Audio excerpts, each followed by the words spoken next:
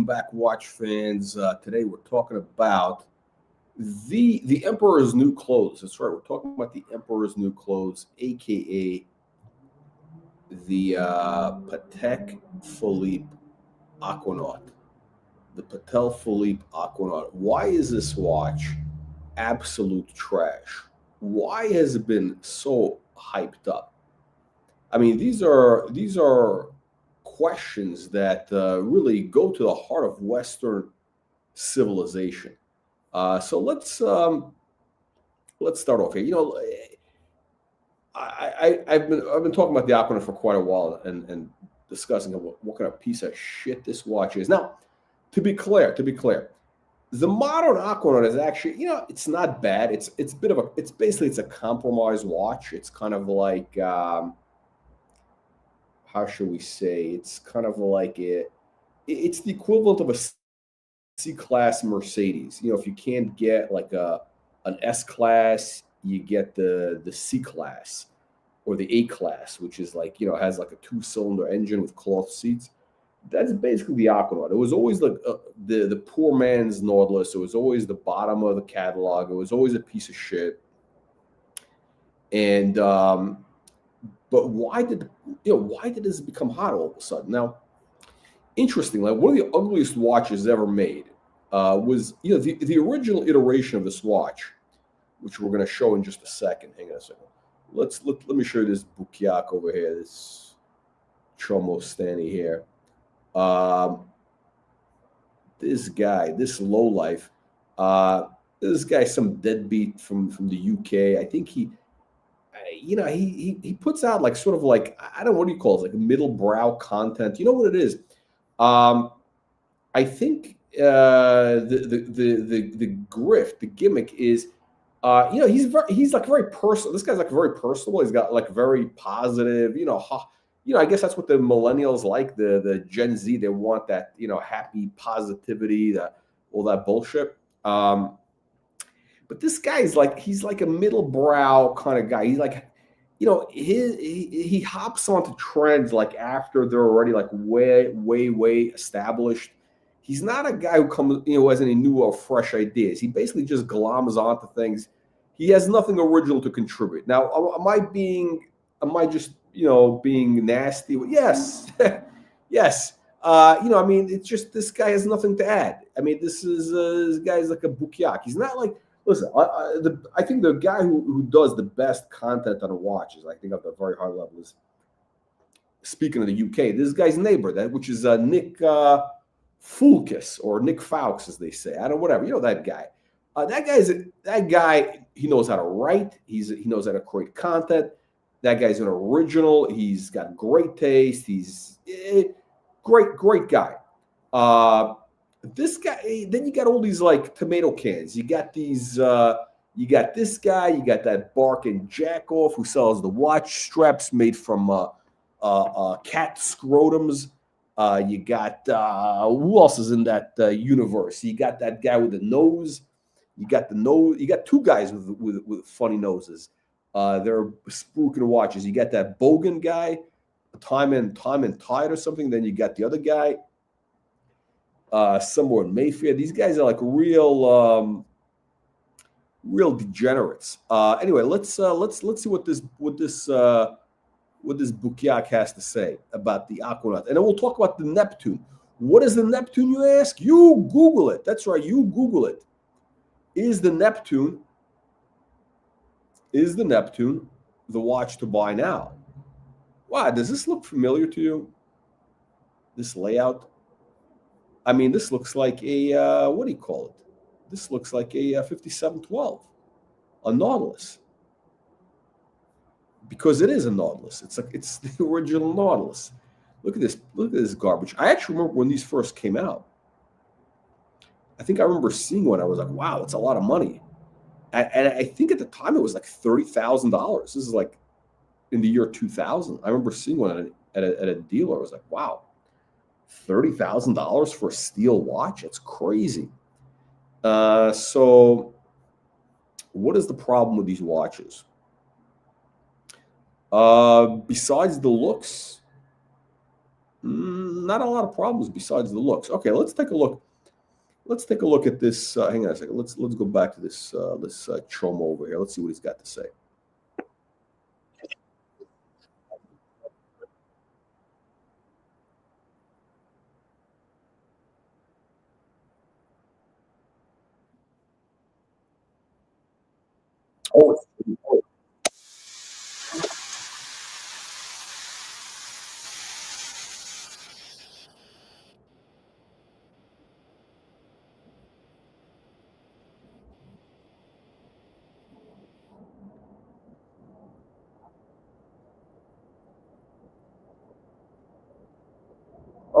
Oh, it's the week on the wrist. Oh, it's the watch you've been wearing the most. Oh my god. Oh, just more of this garbage content.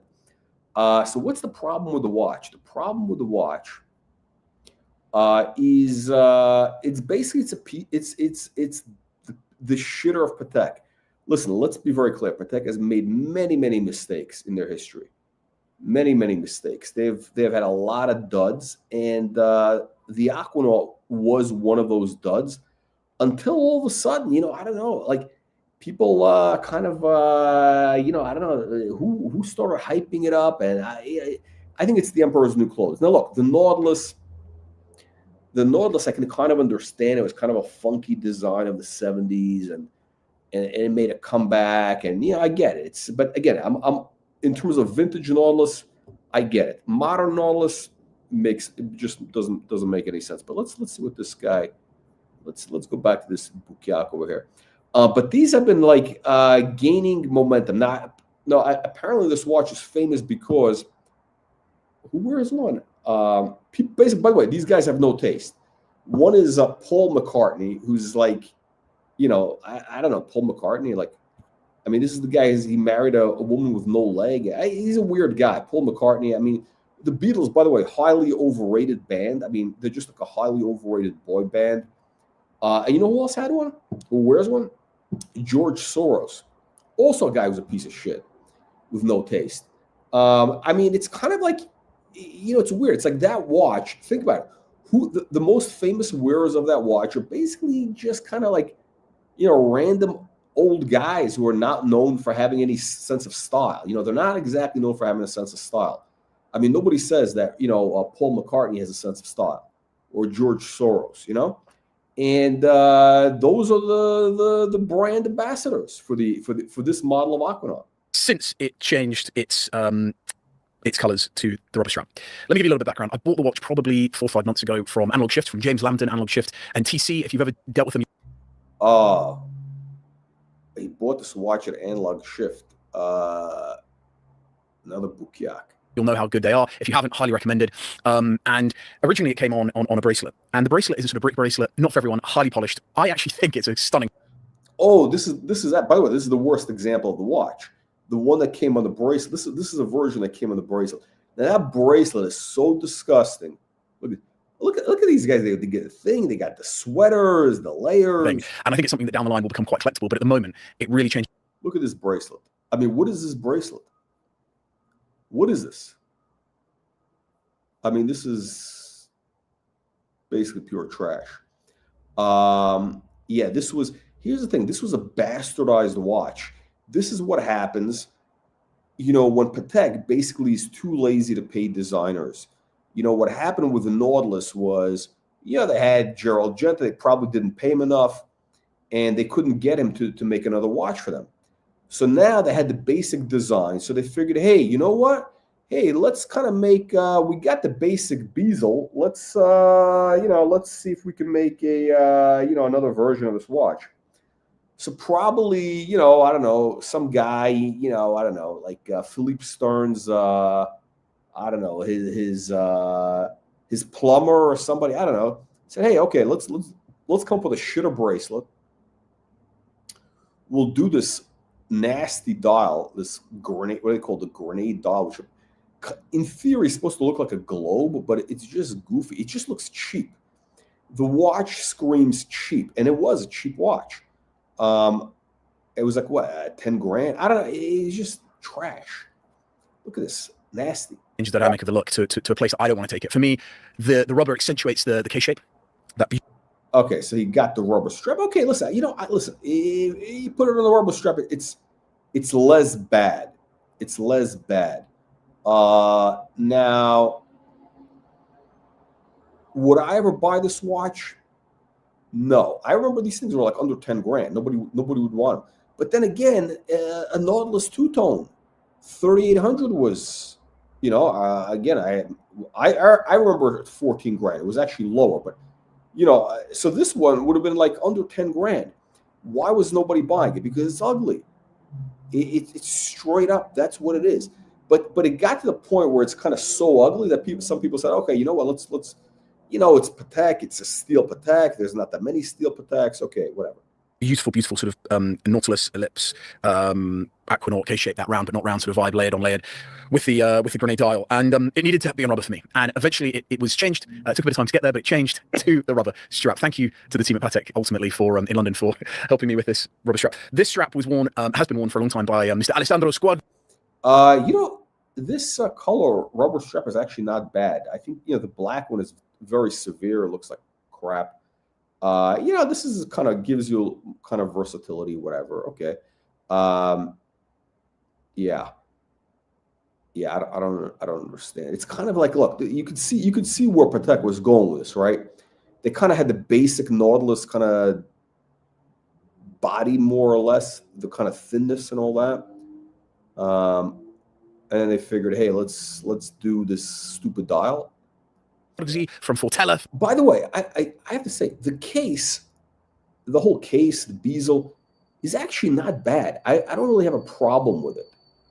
I have a problem with the dial because the dial is just, it's just Chomostan. Now, what is the point of the watch? Is it a dive watch? It's not a dive watch. It's not even waterproof. Yeah, that's right. The watch is not even waterproof. None of Patek's alleged sport watches are actually waterproof. If you drop it in the pool, it'll probably leak. For those of you might know, the clothing brand Italy is a cool dude. He particularly influenced me on this color, and same with Tom Exton TG, my dear friend Tom in London. He's worn it like this. So 38 millimeters. What's the deal? Well, you can get them in two variations. You can get them without tritium. So the early ones are tritium dial, T dial, where you see these lume plots that are sort of creamy, or you can get them with lume. The later ones in lume. Just to give you a quick brief on the production numbers. So the 5065A, which is the one that was born on a rubber strap, was produced from 1998 to 2006, and about 8 to 12,000 produced. We don't know specifically. The one I've got actually here is the reference 5065-1A001, which was born on bracelet. By the way, you know what the prices are on these? The prices are crazy. I think it's up to 40 grand. It's up to something like 40 grand. I mean, now it makes absolutely no sense. I mean, this is 0 cents. It has no, there's no like design, there's no original design, there's nothing. It's just, a couple of tomato cans who've it's like a mutual masturbation society. That's what this is. Again, same period of time, late 90s to early 2000s, mid 2000s, and it was 3 to 5,000 produced on the bracelet. So actually, slightly fewer on the bracelet. Ultimately, the charm is in the T-dial. And that for me was the thing. Prices have been creeping up on these because it's 38 millimeters. For some, it might seem it's had small. For some, it's going to be absolutely spot on. For me, it's absolutely spot on. Prices have been creeping. You can get them now. You can get them for 30, early 30s, watch only. Wow. But now they're creeping up to the 40 mark. And I've seen on Chrono 24, whether they get this or not is up for grabs. But early 40s to mid 40s, I see these actually continuing to climb and be further sought after because. Okay. Continuing to climb, highly sought after. I don't know. How does a watch like that? Hang on, let's see. Patek 5065. Let's take a look. What is this? What are they going for? Just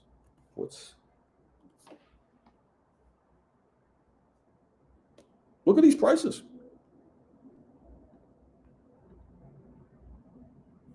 What's the value proposition? Somebody needs to explain to me the value proposition here.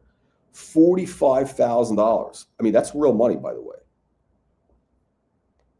So he got into it, what, 40 grand or whatever? So if you're paying 40 grand for a watch, right? If you're buying let's say a vintage watch like this, 45 grand, the idea is, you think it's going to maybe double in the next, let's call it 5 years. I don't see this doubling in 5 years. I see this going to zero in a couple of years. And by the way, they're taking very good pictures of this. Oh, look at this. This looks very rough, like a rough polish. Who saw this? Looks very nasty. man, look at this. Look at this lume. It's got these kind of chomo vibes in that lume. Yeah, what is at some point, people are gonna like wake up. By the way, look at this. The numbers. Look at the font. It looks exactly like the Neptune font. It's the exact same Neptune font. Very boring. Like there's no imagination. There is zero imagination for the font. There is zero imagination for really any part of the watch. So, this is kind of like the Explorer of. This is like the Rolex Explorer of the Patek world. It's like one of those watches that people get where like, they're kind of, I don't know, they just they can't afford a real Patek or they can't afford a real Rolex, so they buy this, or they just or they don't want to be, they kind of do want a Rolex or Patek, but they don't want to be that Rolex guy. They want something which looks kind of not like a Rolex or not like a Patek. Well, you've succeeded in both cases. I mean, they're both shitter watches. The Explorer is basically garbage. But at least the Explorer, listen, at the end of the day, they do have a story. They got their little tomato can story about the watch, going to Mount Everest or whatever. This watch has no story because you can't take this watch anywhere. Where is it going? Where is it going? Hang on, look. It's going nowhere. Oh, did I have the screen up? Maybe I don't know if I was showing it. Okay, let me go back and show you the horror. The horror. The horror of Patek.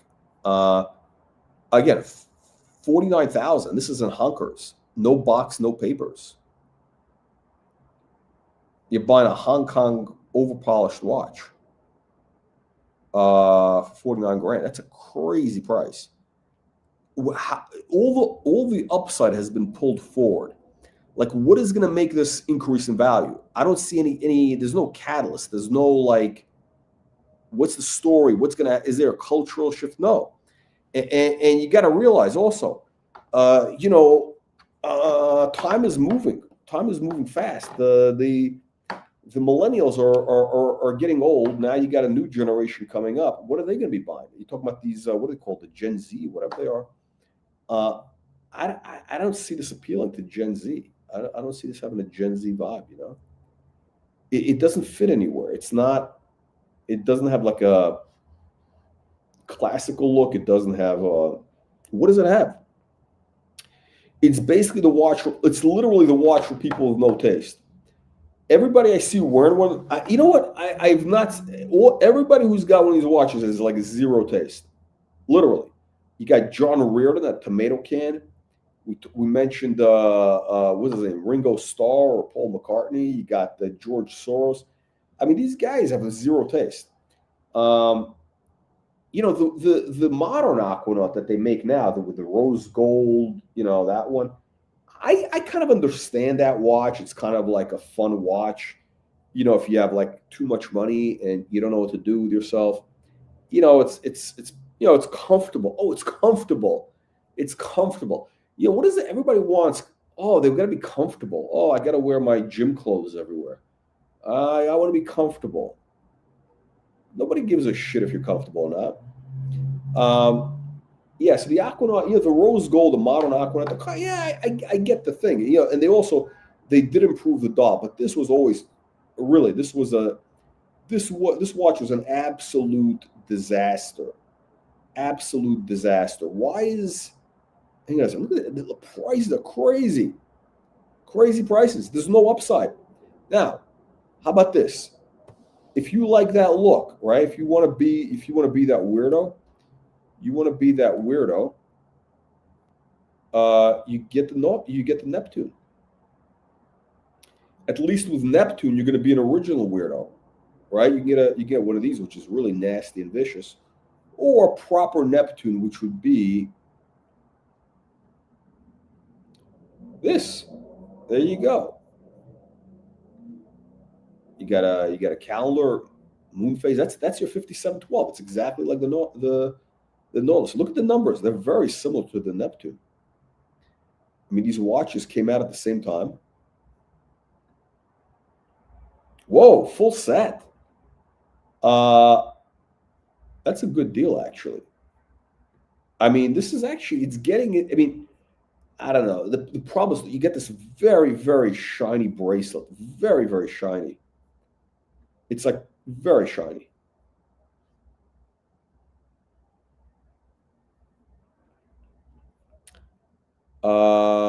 And the dial is just like a flat black. It's a very weird, it's kind of a weird watch. But if this gets into the 20,000 range,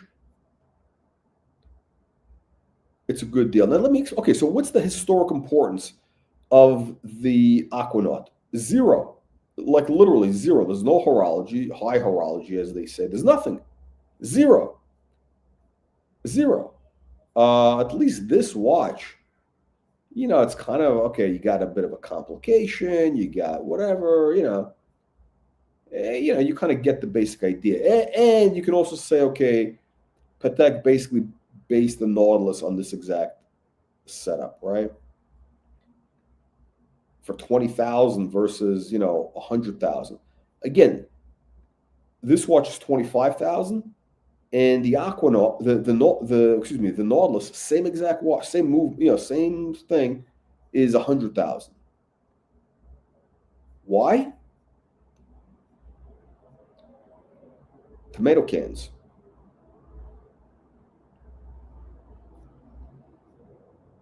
You know, at least with the Neptune, you're getting an honest watch. That's all I got to say. With the Neptune, you're getting an honest watch. Now, this is actually kind of cool. You're never going to see this in solid gold. I mean, this is, and look how shiny. This is not just gold, it's a shiny gold. You get the micro rotor. Yeah, that's a crazy watch. And the whole it's basically, it's an integrated bracelet. I mean, it is and it isn't, but yeah, whatever. It's oh, it's got the white dial. I almost forgot. I didn't realize it. Yeah, you got a white dial. Now, this is actually a rare watch. Now, does this have any upside? At 80 grand, I don't know. I don't think so. I think a lot of the value has been pulled forward. Yeah, it's very, very blinky. I mean, the bracelet's just like it's too much. It's a little bit too much.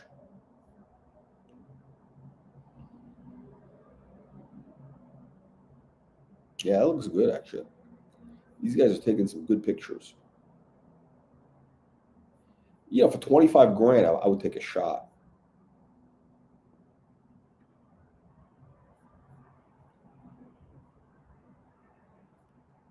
All right, let's go back to this this Bukiak. Let's see what he's got to say. He's probably going to come up with some other story.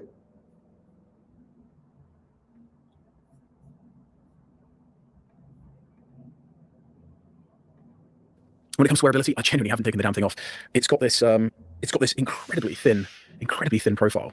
I love the sheet crystal, so I'm a sucker for a flat crystal where you see from across the room, you see that capture, that little glint, that little glare. That's all you need to know. And the shape is so special. You know, for me, the date window is so beautifully dialed in on the dial at 3 o'clock there. I know some people don't necessarily like it, but the balance for me is here. This might well be the best reference Aquanaut ever made and will ever be made. That's why I say I think it's a sleeper for the future. It's the best. Why? Explain to me why. Is there a historical? No, it's probably not so much a sleeper, but something that people can keep an eye out for. The open case back on the back, screw down crown, which for me is essential. It's just a wonderful thing. So what's it been like to wear? Incredibly comfortable is the one thing that I would say. Incredibly comfortable. Thankfully, I'm not out and about, you know, in a city environment, taking the train often where I feel like walking around, quite frankly. I'm always on a bike. I feel a little bit safer wearing it under the cuff. From a safety perspective, thankfully, I've not been, you know, so conscious of it. But from a wearability standpoint, I'm not afraid to wear it for anything. And that's the real testament to how good the damn thing is not being afraid to wear it any time. That's the feature, not being afraid to wear the watch. I mean, this is the feature. This is a guy, I mean, look, can you believe this? This guy lives in London. London was the height of, you know, the civilized world not too long ago. London. Yeah, I mean, can you imagine this? How far they have fallen? I mean, we're talking about London. We're not talking about New York. London.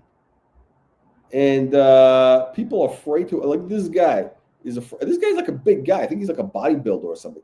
He's afraid to. He's like this little bitch. Oh, I'm gonna wear this watch because I'm not afraid. Get the fuck out of here. I haven't swam in it yet, but I'm genuinely not afraid to. I know I'm going to get some commentary on that. I'm genuinely not concerned about swimming it if it's had its testing done and it's watertight. For me, it really is the perfect summer watch. And this color is Bukyak. All right. Oh, we got a Baron here. We got aristocrats in the house. Oh, Baron, red. What's going on, Colonel? Great show yesterday with the with Baron von Noob.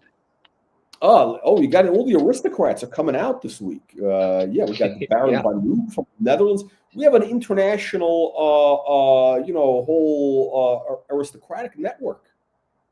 Yeah, that's right. Oh man, I just wish I could have caught it live. I had to catch it on the replay, but yeah, no, that was a great show. And if Baron von Noob is watching this on the replay or live, he should definitely get the full gold, and not the two-tone. Full gold, especially since yeah, because he said he was going to get a vintage Rolex head only. Yeah, they just he was looking at. Yeah. So you're saying he should get what, the date or date just in full gold, head only? It depends on what he likes. So either way, but I think the important thing is to get it in full gold, like especially since he's getting like a smaller size and he's got like a big wrist, so we'll have a little bit more presence. Oh, I didn't think about that. Yeah. I actually think the date is cheaper than the date just, because the date just in gold is much more rare. I don't know what I think it's actually more expensive in date. But what it's it's definitely I think we actually showed one of your watches, the Breguet dive watch. Did you see that? Some guy was on one of those shows. He had a Breguet dive watch. Yeah, I do recall seeing that. And then you're wondering if it was like steel or gold, because it had this kind of like weird look to it. It had the bezel. Yeah, the whole thing was fun, like some sort of weird, like Czarist type of, weird. Like it was, like what is it? Like it was made for like the Tsar's submarine commander in 1873, some steampunk. It was a whole weird vibe. But what is it? Gold? I don't know. Got to be full gold. What? By the way, speaking of gold, what do you still have your Breguet? I still have it. Like I've been on the fence about selling it. So I think now, because I bought it like a year ago, just because of the rise in gold prices now. When I go to resell it, I think I'll make money just because of the premium on the gold. I think also the watch has picked up. I mean, because with everything, I think everything, because if you bought it last year, it was kind of the bottom of the market. Yeah.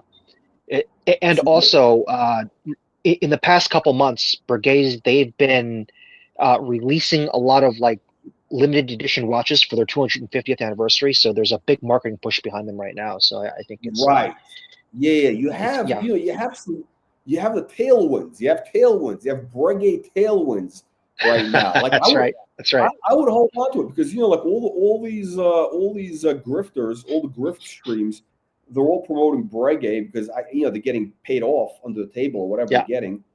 They're all pushing Breguet. So you may have like an 18-month window where it goes up more. Not potentially, but I'm also thinking you got to sell while it's hot. You don't want to be the last one holding the bag. No. It's not. The peak. We're not near the peak. The peak is probably going to be like maybe in 2 years. Like if you hold it for like another, I'll put this: if you hold it till maybe this time next year or whatever, it's going to be much higher.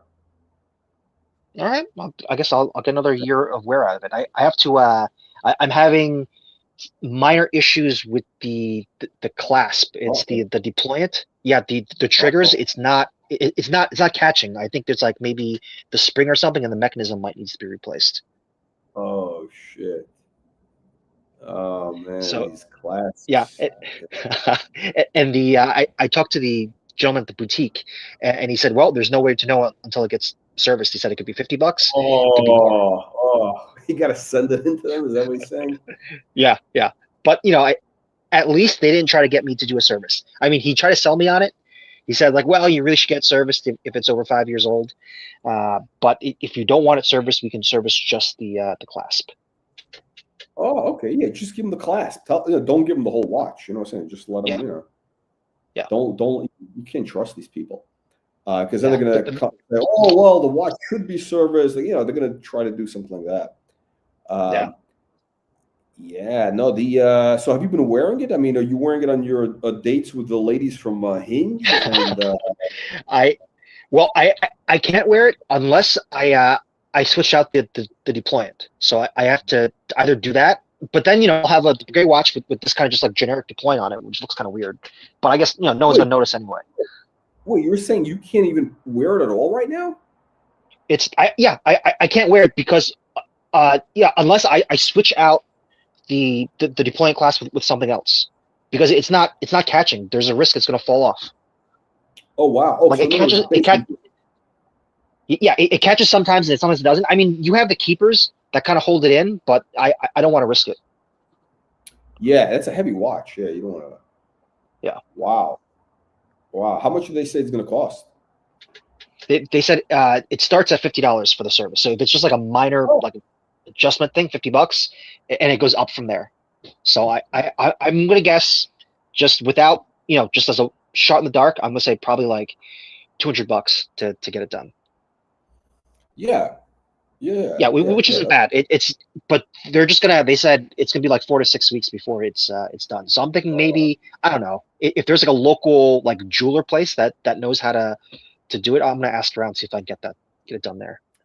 It's probably some sort of minor mechanical issue. Yeah. So yeah, that's wow. What do you think of this Aquanaut? So the Aquanaut, like when I first started working, right, and then like I got my first couple of paychecks in, like I had some money and I was like, all right, maybe I should buy something. That was the watch I looked at. I wanted to get, and then back then I didn't get it though, which thinking back, I probably should, if I got it, if I bought like a used one, if I bought a used one for like like new, like a slider for like 6-7K back then, like today I'd be sitting on, I don't know. Yeah. When was that? When was that you were looking at this? So I was looking at like, I started working in 2006, so I would have gotten like a maybe like a 2006 model or 2005. Wow. Oh, so that's interesting. Wait, how did you even know about this? Okay, so that's very that was Aquanaut. I mean, like I mean, this is like almost in the dark ages. 2006 is really like kind of I mean, horological dark ages still. This is like before social media. It's really before. It's real. It's pretty dark ages. Yeah, literally. Yeah. So yeah. Back then, it was kind of like it was either there was a even smaller like group of people that are into watches. Like one of my friends was into watches, but just in general, I asked like, all right, like I want to get something nice. Let's get a watch. Like, what's the best brand out there? And then back then, it was kind of like universally, all right, the best, most recognized brand. It wasn't Rolex. It was Patek Philippe. And then I said, okay. I looked at the Patek catalog and I looked at it and I'm like, all right, what's something that's a little more rugged that I can get? And it was kind of like, okay, you must have been in a very sophisticated kind of, because generally speaking, very few, even today, like nobody really knows. I mean, it's kind of people know now, but whatever. But even like 20 years, like I mean, yeah, and that was kind of, Rolex was always the always assumed, right? So like, what, like who like you must have been in a very kind of sophisticated group for them to even know about Patek. I mean, it was just like because I grew up in the New York City metro area, and then I hung out with kind of like, I guess the type of people I hung out with were mostly like Russian, Eastern European, Jewish finance bro types. Like those were like half my friends. Yeah. And Breguet. They know Breguet also. Breguet. Yeah. No, they didn't tell you about Breguet. They didn't talk about Breguet. No, there wasn't any talk about Breguet. It was just kind of like like they said like, all right, the best watch to get. Back then it wasn't like, it was kind of like, all right, which one to get? They said you got to get a Patek Philippe. Wow. Wow. What? They, No. they said Why they did said you? you just What say did they again. say? What did they say? They, What no, was it? they just said like all right, you just want to get one brand that no one's gonna talk any shit about. You get a Patek, and that's it. Wow. And no one's gonna say shit to you. Did you even own a watch? Did you wear it? Like how did you like all of a sudden decide like you're gonna get the best fucking watch in the world? Like from zero to, because that's like going from 0 to 100. It's not even like Yeah, getting yeah. a Movado. It's no, I didn't really like. I mean, in high school, I just had, like a Citizen, just like a mole watch, and then that was it. And it was kind of like I just thought about it. I was like, all right, yeah, maybe I should get something nice. Now that I'm making some money. Uh-huh. What was your job? Like what were you doing? I was a civilian for the army doing I was doing supply chain stuff for, we have like two different radar systems. One was like fixed and one was mobile. And I was moving. I was getting promotions quickly at the time. I was kind of just like going up the ladder. Yeah, but So wait, so you tell me guys in the army were making that much money to buy a I, Patek? I, I was I was a civilian. I couldn't afford it. Like back then, back in 2006, when I first got out of school, I was making, I want to say the first year I made something like 49, and then I made like, I went from like 49 to like maybe 60 something, 65. Okay, And okay. then I made, yeah, so But that's not like Patek money. I mean, I guess in theory you it's, could. I mean, like whatever. yeah. But wait, you must have had like, were you living with your parents? You had like zero expenses or something? Because Oh it's yeah, like, that was, yeah, because I was just out of school, so I was commuting, like I was driving down in the opposite direction of traffic. I was driving okay. like like hour 15 each way, which I guess, by New York City standards is not that bad. But yeah, so zero expenses because I was living with my parents, and then they were just kind of like, just save your money, and then for like live here for like a year or two, and then buy something like a condo or something.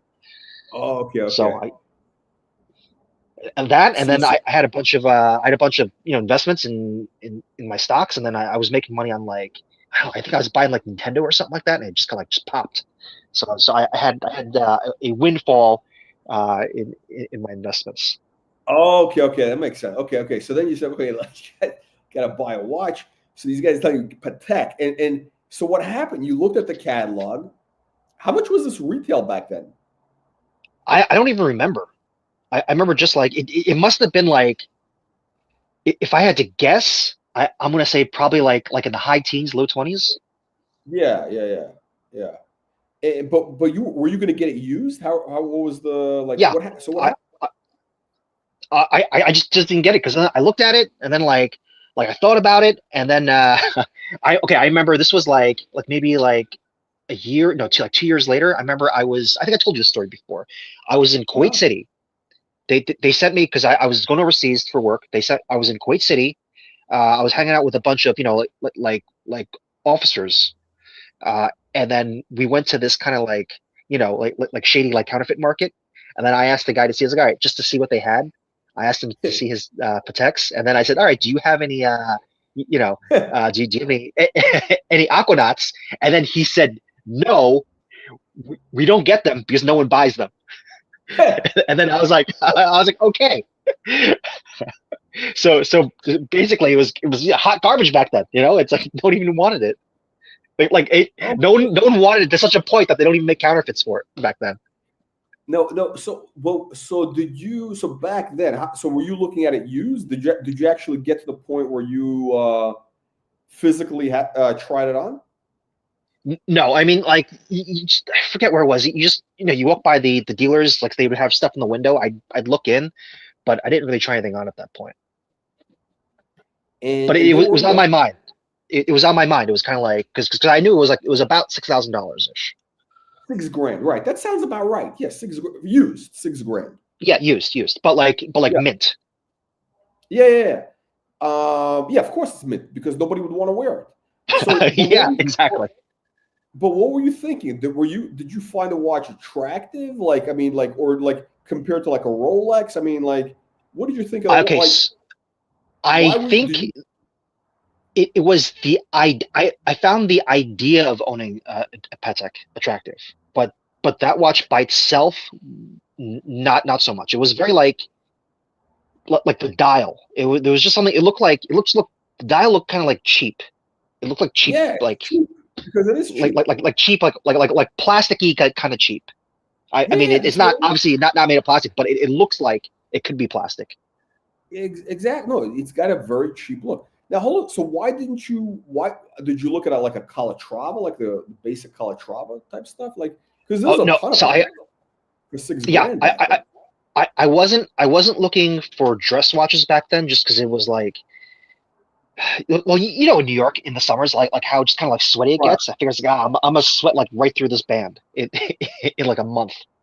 Even Right. though I was in the office, but like, when you walk out of the office complex and you get to your car, and then you gotta wait for the AC in the car to kick on. So I was like, nah, I didn't even want to deal with the dress watch back then.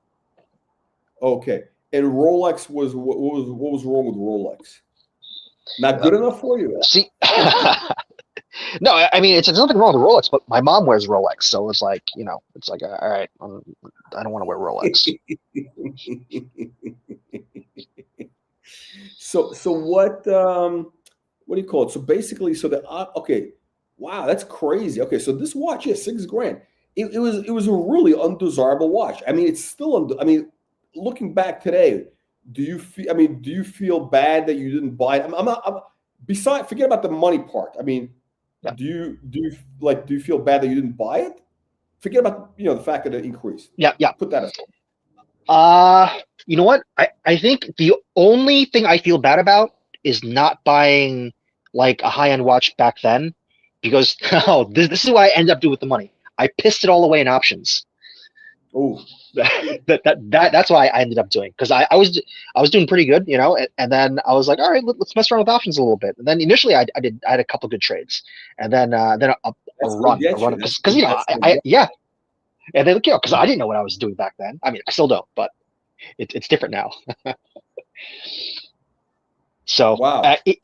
if I at least, let's say that there wasn't any hype surrounding the any of the Patek watches like today, just if it was the same status as back then in Yeah. 2006, I feel like, even not even Patek, even if I had like just a general like high end watch from back then, at least I would have something on my wrist today, as opposed to, carry forward losses. Right. But wait, hold on a second. But you have the Breguet. Yeah, yeah. I mean, I bought the Breguet like a couple of years back, like what, 3 years Oh, okay. back. Yeah. Yeah. No. Well, look, there was actually no. There was some. No. Listen.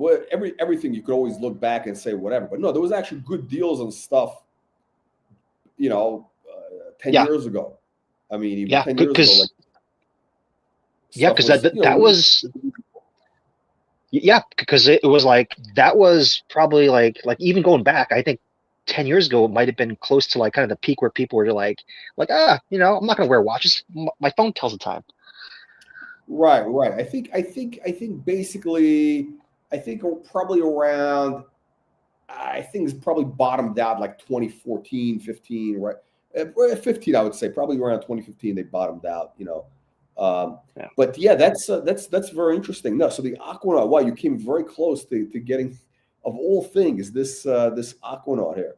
I don't Yeah. know. This guy thinks that this watch is gonna now it's selling for $40,000 now, which is the model that he has. I mean, I don't know. What do you think of that? You think that has a shot of going to $40,000? Oh, excuse me. It's 40. It's $40,000 now. It's $40,000 now. Yeah. Do you Okay. think that this So will go to 100? I, these things are unpredictable. Who knows? It could just be, we're getting into a stage of, perhaps like some sort of inflationary, like, I don't want to say hyperinflation, but like, let's just say bad inflation. These assets are just going to keep pumping in price. So who knows? But I will say I don't like the Aquanaut for the same reason that when someone pointed out on the dress watch Breguet I had.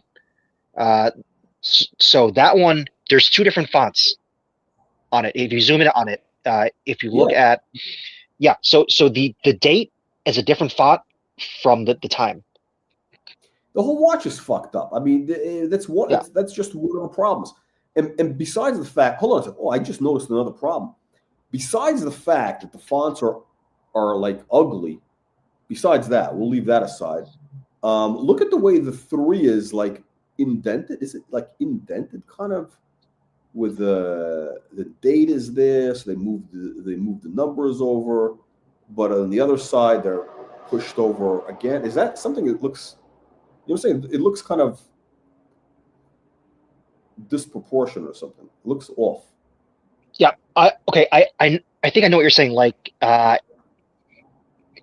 it's like there's more room on the Yeah. crown side of the dial. Yeah. I mean, it might not be. It could just be like an optical illusion, but still, it's not good for the watch to be like that. It's just one of those things that's gonna like annoy people.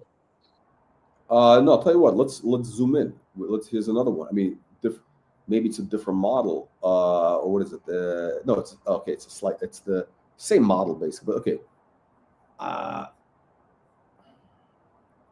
Something is going on here with these numbers. They look a little bit like they're. No, the 3. Yeah, the 3 is definitely no. They're definitely pushed over. No, you can see it's very obvious. You can see that. Yeah, I know what you're talking about. So on the left side, the 9 is kind of like where the position is. It's a little bit more to the left than the 10 and the 8, but Yeah, on the crown side, it's a line. Like 2, 3, and 4, it's just straight line down. yeah, yeah. And because they have the date window there, which is the whatever, just some random font that they got like really cheap. So I mean, it's just off. Like who do you think designed this watch? Was this like, like some guy in the basement? Like who the fuck came up with this? You know what? When they designed this, that they're probably like, you know what? This is just gonna be a present for kids. So we'll just do whatever. Like who cares? Yeah. No, this was like I think what happens with Patek is like they're actually kind of cheap. They try to save money, like that they instead of hiring a designer for that Cubitus, what's his name, did it himself. I think it's the same concept. They probably had let's just whatever, and because there is no way, I can't see, I just can't see anybody with any design sensibility who would do this type of thing with that 3 and the date. Like it's a mess. It's like something is a mess with this watch. It's like it was just lazy. Yeah. It's like, what the fuck is this? They must have had they must have gotten like a good deal on like, I don't know, dials from China or something. And look at what is this movement? There's nothing impressive. It just looks like, I mean, what is this garbage? There's nothing there. Yeah, anyway, it's very, very, very annoying. Anyway, so I'm annoyed with this Aquanaut, and I think these things are like, yeah, actually, I think the 2 watches that I feel very strongly about, that I have a deep hatred for, is the Aquanaut and the Explorer.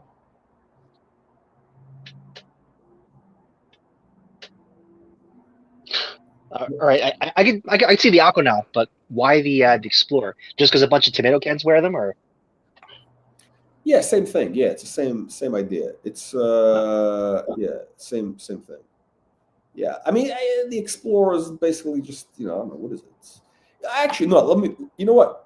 I do have to say, if you had to like compare them side by side, I think the Explorer is the better watch. I agree. There's like a little bit, only because a little bit more thought went into it. Oh yeah, it's an honest design. It's actually well thought out. It's not exciting. I mean, I'm not personally excited by it, but it's like, it's a very, the design has stood the test of time. Let's put it that way, right? It's like they look good today. Yeah. They look good, I mean, not my thing, but like, yeah, I get it. Somebody likes it, fine. Uh, this watch, though, look, you know, I think it's important to have a timeless design, and or a design of its time. This watch is like, it's not a timeless design. This looks like a watch that was done like I don't know, in the '80s, late '80s or something, like some sort of bad, just bad late '80s design, late '80s, early '90s, just like whatever, just some random shit. Yeah. Okay, the dial looks like it could just be a dial from like a kid's watch. Yeah, exactly. Like a kid's like toy watch. Yeah. Yeah. The case is fine. There's nothing wrong. The case is fine. Whatever, but this, that's the thing. The dial has always bothered me. And you know what? The other one, the one that they have, what we were talking before, the Neptune. You saw the Neptune, right? Yeah. Yeah. So the Neptune is. Why is the Neptune not, not getting the appreciation that the Aquanaut is? I mean, it's the same shitter. I mean, if it's the same ugly design, why is this ugly design not getting the same respect? All right. Let me ask you this: on the Neptune, do you know what the I guess the rating is for water resistance? Is it like 3 bar?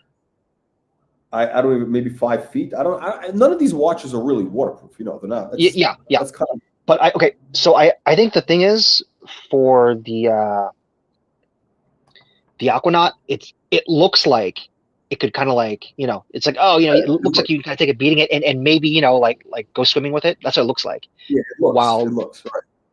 Yeah. Well, while this looks like, it just looks like a regular, I wouldn't say regular dress watch. This is more like a blend, like could be dress, could be maybe borderline sports watch.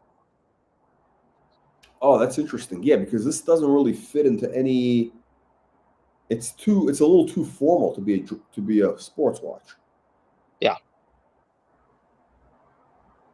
Yeah, it's kind of weird. Yeah, I mean, they've had a lot of dogs. I mean, this is like, they've put out a lot of dogs, Patek. I don't know why people, they let them kind of, push this under the carpet, but Patek has a big history of dogs. Giant dog pound.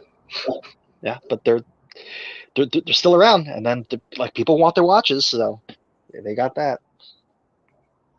Yeah, no, this is unbelievable. All right, Baron, what else is going on? Anything else exciting happening? Nope. Nothing really comes to mind. What, did you join the Hinge? I have not. I have not. I was hoping to hear some good Hinge story. It's also, I would say, a little difficult at this time of year, just because everyone's kind of like traveling to seeing family, so a lot of in and out. So I don't think things are going to pick up until maybe like the early spring. Wow, early spring.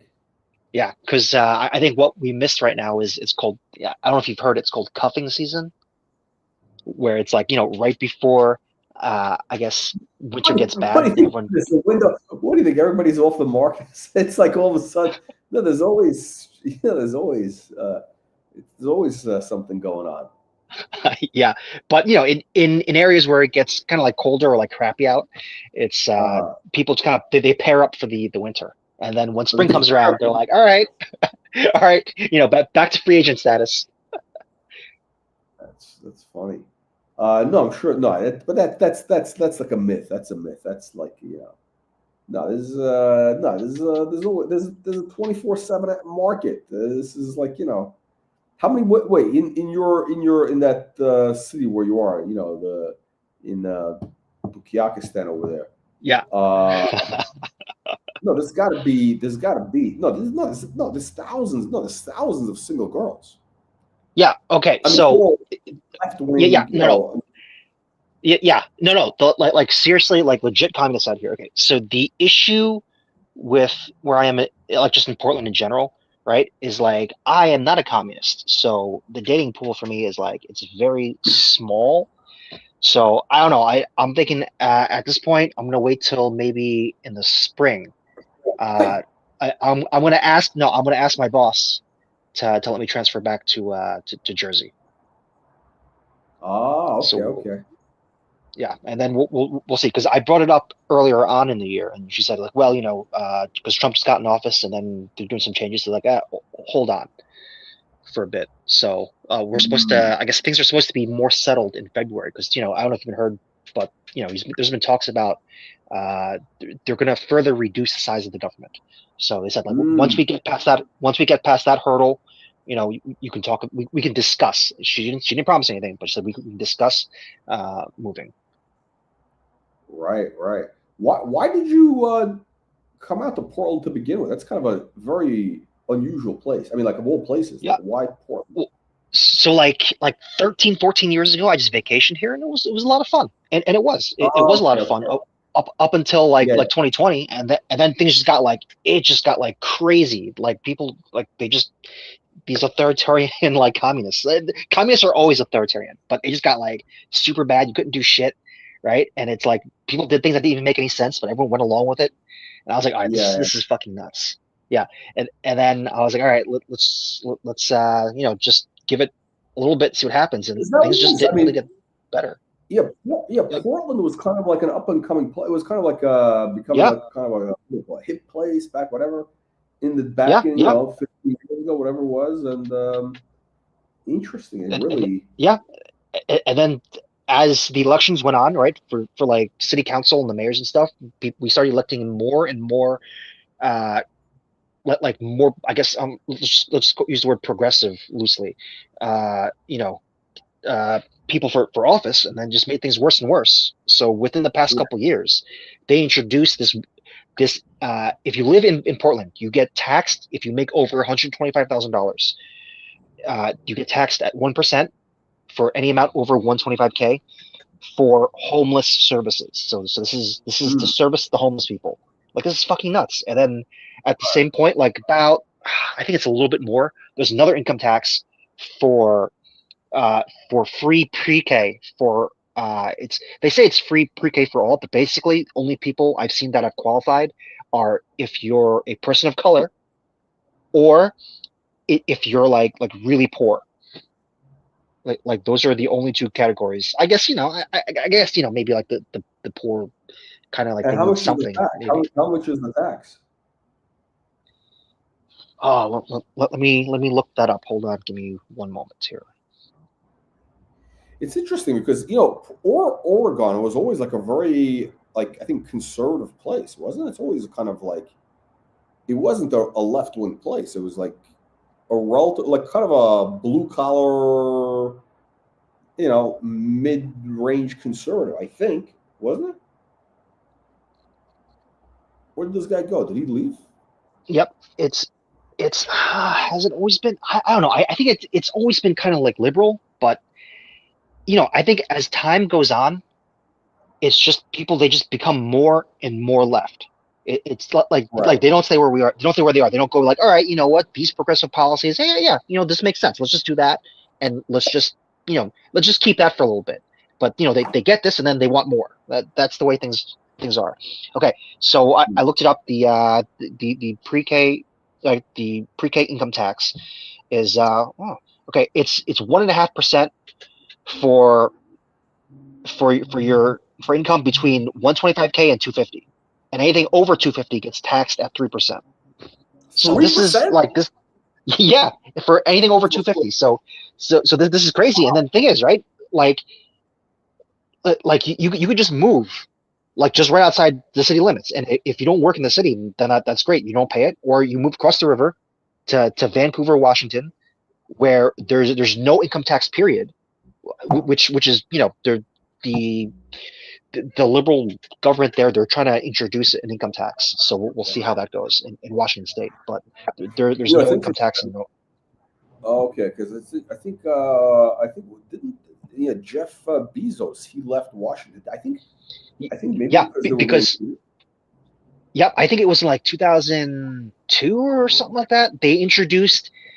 Uh, they introduced a tax for capital gains. That's how they got around the Oh, new did income they? tax thing. Yeah, it was capital Oh, gains over like a certain amount, a certain dollar amount. okay. Okay. Oh, that's interesting. So Okay. Okay. yeah, so like if you have real money, like shit, I'd move too. Wow.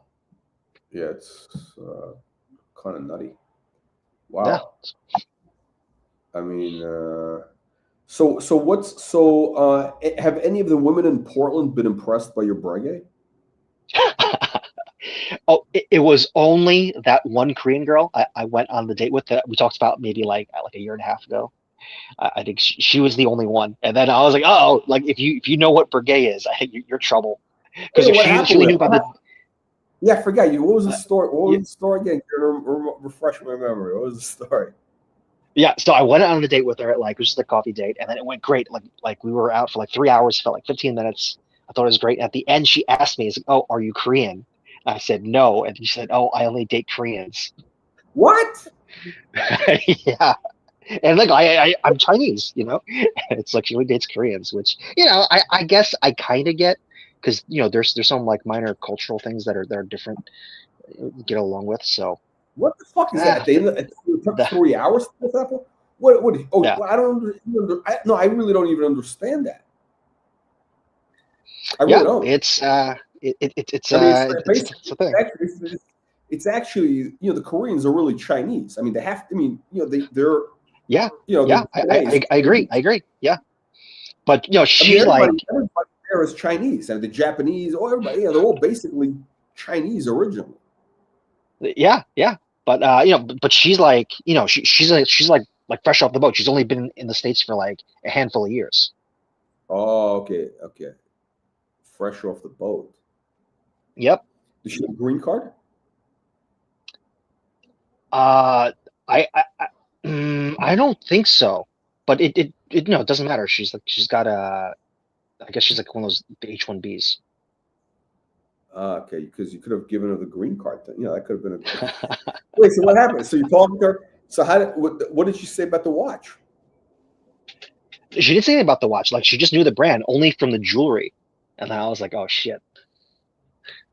Ah, okay, okay, Yeah. okay, okay. So what happened? You never heard So from her again? no, because she's looking for a Korean guy. Why don't you tell you're Korean? Yeah, yeah, like she's not gonna figure that out. No, I mean, what is Uh, like what? It's like wait, like just tell your name is what do you call it? Kim. no, because like I have one of those last names that could potentially be Korean, so I can get Okay. away with it. No, but like if it gets serious, well, she'll figure out early on when she figures out, it's like, oh, what, you don't like kimchi? Like that's kind of weird, right? Like a Korean that No, doesn't no, like kimchi. what kind of differences could there really be? I mean, like, what is the, what is, I really? think it's just minor like social things, and also like kind of like her parents don't really speak much English, because they're in Korea, they're living there, so if there's a might be a communication gap there, and she hangs out with a lot of Korean friends, so uh, there's gonna be an issue there. Oh, it's a whole Korean thing, right? Yeah, Oh man, so it just makes it wow. easier for her entire like I guess social life if she dates another Korean, just because it's like Right, it's right. easier to communicate with everyone else in her life. Wow, she's very lazy. I mean, like, she doesn't want to. I mean, like, it's like, oh, I got everything's got to be convenient. I mean, like, it's ridiculous. Yeah, well, Yeah, such is life. yeah. All right. Okay, Baron. I'll let you go. We're wrapping up today. So, bottom line is the verdict on Aquanaut is what? A la poubelle, or what is this? Uh, a la poubelle. I would not touch it unless they do a redesign. Then maybe, depending on what it looks like. The new. To be fair, I think I always said before the new the modern Aquanaut. Like the rose gold. It kind of looks okay. I mean, it has like a certain uh You know what's interesting? Nobody's watching the show because it's about Aquanaut. Look at this. We've got nobody watching. Like, I don't know who's buying these fucking watches. Nobody's interested because look at this. Nobody's watching. Nobody's interested. And how these things sell for 40 grand. Explain this to me. This has got to be like some sort of insane, like, this is like the Emperor's New Clothes. You know what I mean? Like, it makes no sense. Like, literally, there's nobody watching the show right now because we're talking about Aquanaut. That's how bad it is. Yeah. All right. So now I'm wondering, right? We've discussed this previously, right? So we had a big surge of interest in watches during the pandemic, right? So starting on 2020 onwards, there's been a lot of new players that come into market, and then now, you know, they're having like, they've got 5 years of experience, right, in watches, and well, no, I'm going to assume as time goes on, their tastes are going to be more refined. So based on that, I'm going to say, you know, that's like, we're going to see the drop off. Well, I think we started to see that now. Like, there's a drop off in demand in Rolex, and there's going to be, you know, watches like this, like the Aquanaut. It's there's going to be a drop off in demand for the Aquanaut. By the way, look at this. Look at this. By the way, you see, they figured out what was wrong with the design.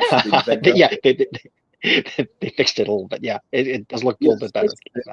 Yeah, they fixed the 3, and look at it. The numbers are like misaligned. The date is misaligned.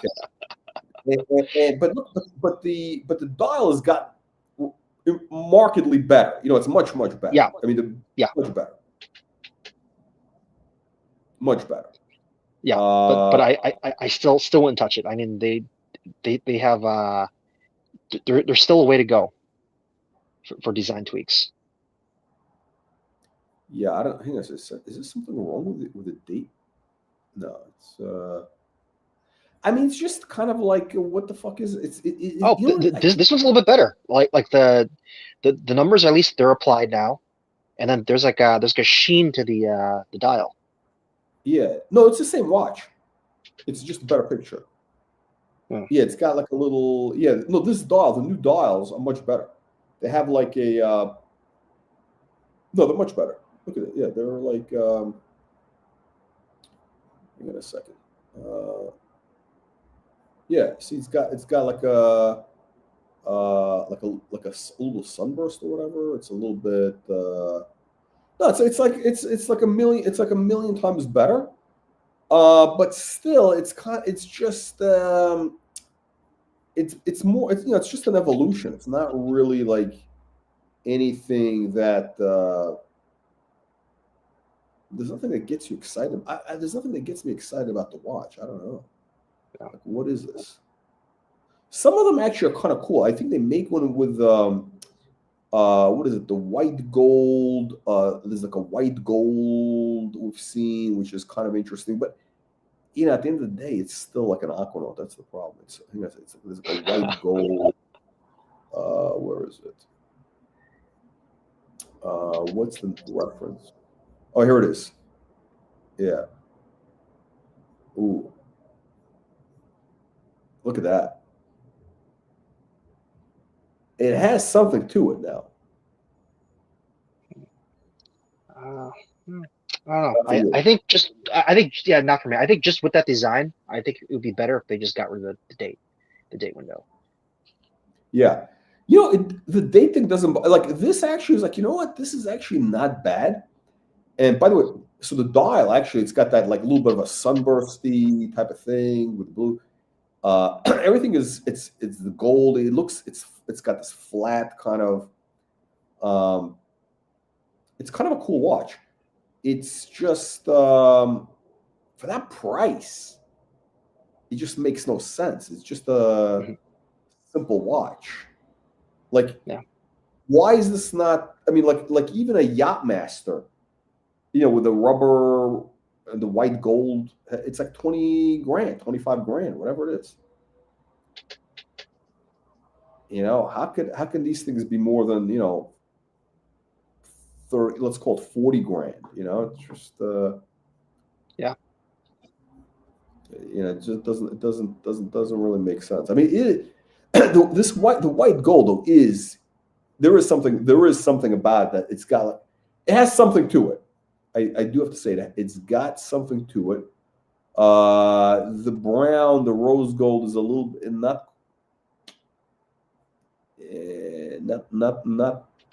Yeah, the dial is actually kind of cool. It's also, but it's again, it's a little bit. No, it's got those stupid. Look at the markers. Get the loom there or whatever. 2013. Yeah. Wow, crazy price for, whatever. All right, I don't know. Fuck Patek. They're not doing anything for me. All right, Baron. Have a great evening. You as well. Thank you. We'll chat. Goodbye. All right, later.